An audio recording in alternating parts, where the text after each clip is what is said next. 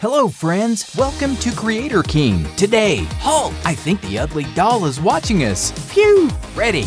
As I was saying, I saw that you liked that show, Squid Game. So today I brought you a new special invention from the #1 series on Netflix at the moment. Today, we'll need 4 caps from a water bottle, which you can find in any garbage can, or buy them, but it's better to recycle. With a soldering iron, make a hole in the center of each lid. I can't really think of much to say about drilling holes in plastic objects, so just make sure that they're the right size.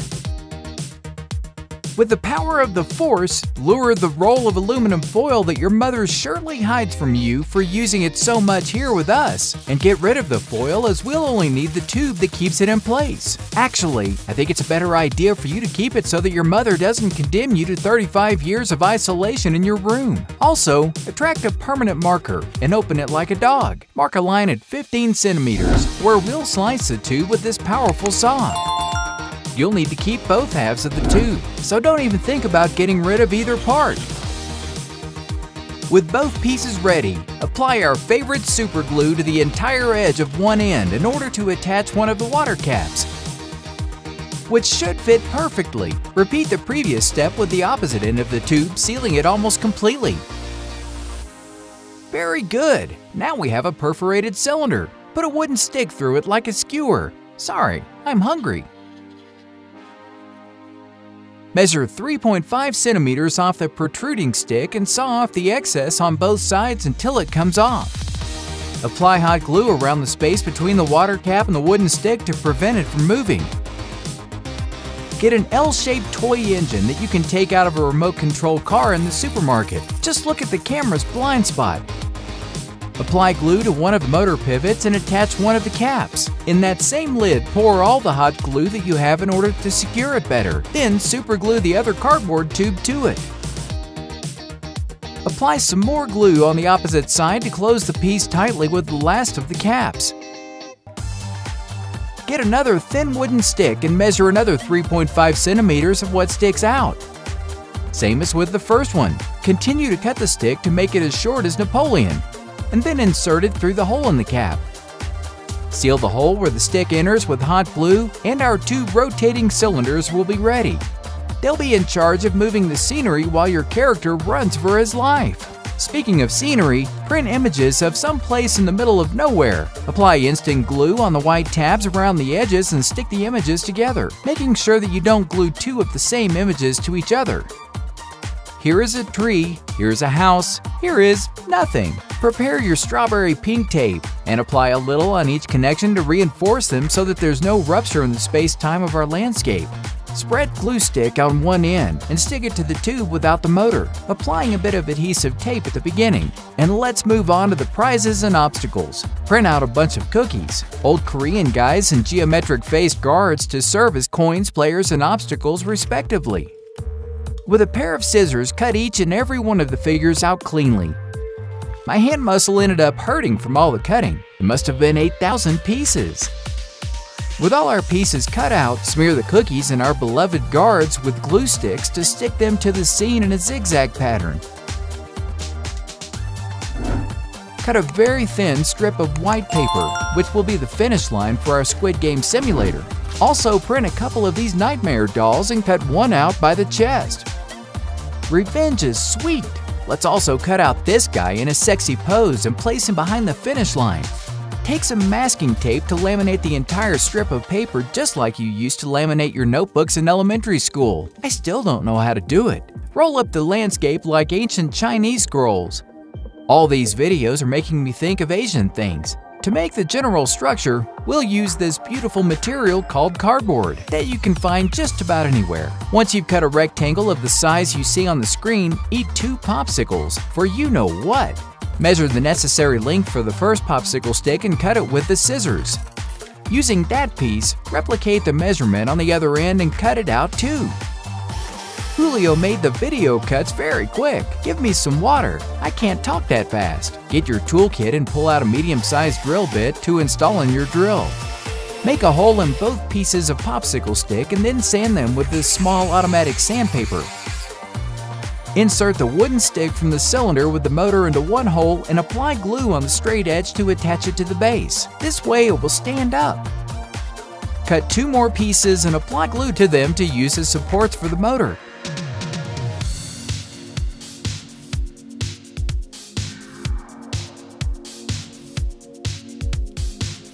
A few more bits and pieces to make my precious invention indestructible. Then we'll have to replicate all this stuff on the other cylinder. In the little free time I have, let's talk. What did you wear for Halloween? I was a skeleton. I would have liked to dress up as Coraline character, but I couldn't afford it. Maybe the other mother will lend me money for next year. I'm just kidding, Mom. I love you. Once the installation of the mobile landscape is finished, get another water bottle cap. Attach a permanent marker to a compass and find a disposable plate from your weekend party. Measure the size of the cap in order to draw a few circles on the plate. 4 small circles will be enough. Cut out each of the circles we drew with scissors. The arrangement of those circles on the plate reminded me of a dog's paw. Once the circles are ready, make a hole in the center of the lid with a soldering iron. Apply glue and attach one of the circles to it. Do the same on the opposite side. Pierce the circular plastic sheets with a soldering iron until you can see through them. Get another mini motor from some old sad abandoned toy that you've stored away and another screw cap that we'll also pierce. Insert one of the motor pivots into the hole we just made and fill it with hot glue to prevent it from coming out. Glue another circle to the lid and make a hole in it with a soldering iron so that this pointed wooden stick can go through it. Measure the height of the roll and get another popsicle stick. Mark 2 centimeters from one end, and then mark another 6 centimeters from the other end. You understood, right? Cut the stick along the marks and then glue each piece on either side of the second motor. Finally, glue the motor to the base between the 2 rollers. Drill a hole in another popsicle stick and put it onto the stick protruding from this piece. Let's go ahead and cut another popsicle stick in half, making sure both halves are equal. Now that we'll have to repeat all the recent steps for the opposite side, why don't we get to know each other a little better? Think of it as a first date. So, what was your favorite video game when you were younger? Mine was Pokemon. Glue the replicated piece to the opposite side, then cut a rubber band in half. Tie 2 rubber bands together and, for aesthetic reasons, cut off any pieces that stick out before fastening them to the wheels that you see in the video. Our favorite Korean grandpa will be able to move from one side to the other as if he were young again. Our good friends, the police, will donate the electric components of their sports car to us so that we can assemble the electric circuit, giving life to our new generation console. As for the energy, this time we'll use an old trick where you insert a battery and next to it a nice piece of aluminum. With this and our remote control, the character will be able to move, as well as the scenery. Get one of these locks in a square of cardboard. Place some superglue on the back of the latch and attach it to the cardboard. A plastic clothespin should be attached to the edge of the cardboard so that the latch pin can slide in without a problem. Take the straw out of your protein shake and insert this very long screw and nut. It's quite a tight fit. Yep, that's another popsicle stick right there. I'm telling you, it's really useful material. It's not my fault. On top of the 2 pieces of wood, glue the motor with the screw. It looks great, doesn't it? Although you still might not know what it is. Insert a stick of the exact width into the hole and mark the height where the nut is located. Then cut it. Apply glue on the folds of the lock to attach a small wooden board. Find a remote control from a toy you have lying around and dismantle it to get the electronic board we'll need for the mechanism to work.